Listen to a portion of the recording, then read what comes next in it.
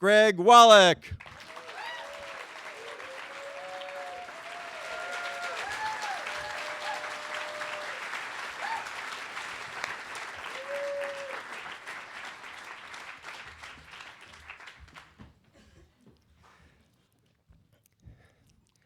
I went out to Los Angeles recently because I was rehearsing a show.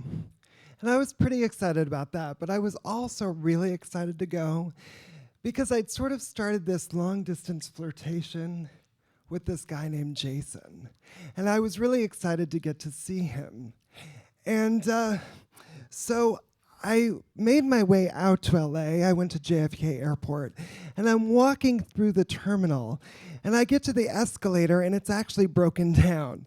So I have to walk up the escalator, and I'm walking up, and out of nowhere, this guy comes up behind me and grabs my collar. And he sort of starts pulling me up as I take a step. And so each step, he hikes me up by my collar on the escalator that's broken down. And I say, sir, I think I'm okay. And he says, I want to tell you that Jesus loves you and that when you die, you'll be free of those crutches and you'll be able to walk. And I said, yeah, but I'll be dead and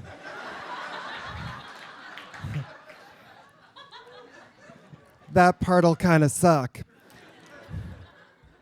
So he kept pulling me along up the escalator, up each step, and I said, I just have to tell you, you're actually making it harder. And he said, no, I'm not. I'm helping you. And then we get to the top, and he walks away from me, and then he turns around and he says, remember, the most important thing that Jesus wants you to learn is how to receive. And I thought about that as I walked through the terminal, and I stopped into the restroom. And I'm standing there, and my luggage is sort of slung around me, and I swing it around to the side. And I'm standing there at the urinal, and this gray-haired businessman comes up and stands next to me. And he looks like the type of guy, that definitely has a wife at home, maybe 3 kids. And he's standing there, and he looks over, and he says, do you need any help? And I think for a minute, if I say yes, what exactly is he proposing to do? I mean, would he take it out? Would he steady the stream? Would he shake it off? And I don't want to somehow give this middle-aged businessman his first gay experience. So I just say, no, I'm okay. But before I can even get those words out of my mouth, he reaches over and just as easy as you please, lowers my fly. And he says, there you go, sport.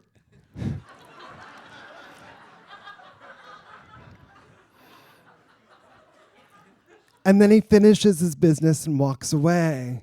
And I'm standing there sort of stunned, and I think, what am I really going to say? I mean, he is just trying to help. And his heart is totally in the right place. And so I get on the plane, and I'm making my way out to Los Angeles. And then I'm suddenly gripped by this paralyzing fear. What if Jason is one of those guys? What if he's one of those guys that's just trying to do the right thing, that his heart's in the right place? And I think about that because a couple of years ago, I went on a date with a guy. We'd gone on 2 or 3 dates. And we were back at this guy's house, and we were kind of making out, sitting on the couch. And this guy slides up next to me, and he puts his hand on my leg. And he starts to move it up. And he says, because of who you are, I know a lot of men probably haven't touched you this way. And then while I'm riding on the plane, I think, what if Jason turns out to be just like that guy? I get to LA, and I'm in the middle of my rehearsal, And I get a phone call, and it's Jason. He wants to get together. Except he has this idea. He wants to take this performance art workshop. And I'm not sure how I feel about taking a performance art workshop, but I say okay because I want to spend time with him. And he wants to go to this workshop that's called the Doing by Doing Experience. And it's led by this woman named Rachael Rosenthal. And for those of you who don't know Rachael Rosenthal, she was like the first performance artist ever. She's about 80 years old. She has a shaved head, and she wears like Egyptian eyeliner, and she looks a little bit like Nosferatu. And we're in her class together, and we're doing all these sort of experiential exercises, and we start out with some contact improv. And I noticed that people are being kind of gentle, they're not leaning too hard into me. And Rachael Rosenthal's clapping her hands and saying things like, "Do you know that you're standing? Experience your breath." And we're doing the contact improv together. And then suddenly, from across the room, Jason runs at me, leaps in the air, and knocks me to the ground. And it's great. And we kind of roll around on the floor, and the class is sort of parted because we're having a moment. And we're rolling around on the floor, and I can feel Jason's erection against my hip. And it feels less like contact improv and more like foreplay. And we're rolling around for a little while, and then Rachael moves us on to the next exercise. And then she sits us all around in a circle, and we're doing what she's calling a sound circle. And she goes around to each person. We're sitting on the floor Indian style, and she looks into each person's eyes. And she says, "I want you to pick something in your life that's been painful to you, and I want you to vocalize that pain." And so one by one, each person is vocalizing their pain. Ha, ha, ha. And then she gets around to Jason, and she asks him, "What is something in your life that's been sort of painful for you?" And he says, "Well, I've just broken up with my boyfriend, and I think perfect." So Jason's there, and he's vocalizing into his pain. Ah, ah. And then Rachael Rosenthal gets around to me. And instead of asking me what's been painful in my life, she just says to me, "A tremendous blow has been dealt to a healthy body.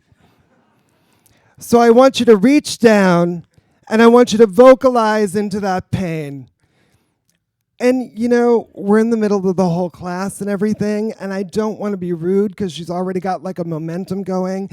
And so I just privately pick my own thing that's painful to vocalize about. And it's not hard. Take your pick. The state of the world, George W. Bush.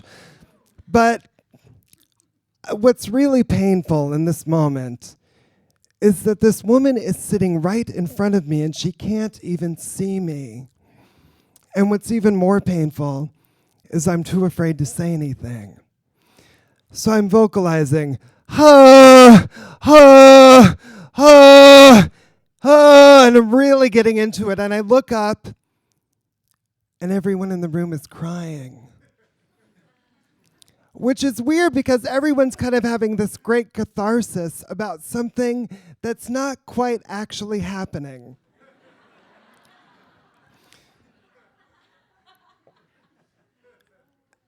And I don't want to ruin it.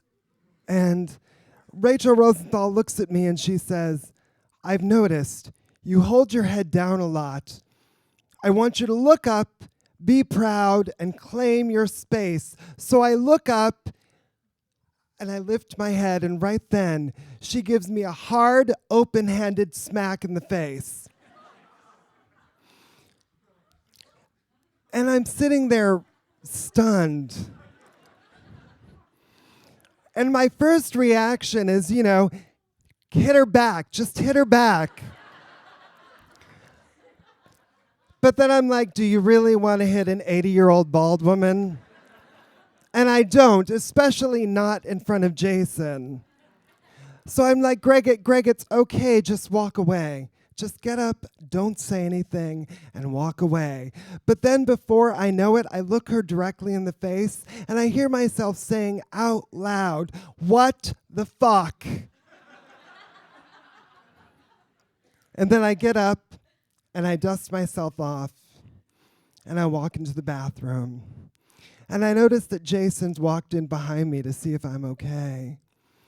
And we're standing there at the urinal, and Jason looks over and he says, "Hey, you need any help?"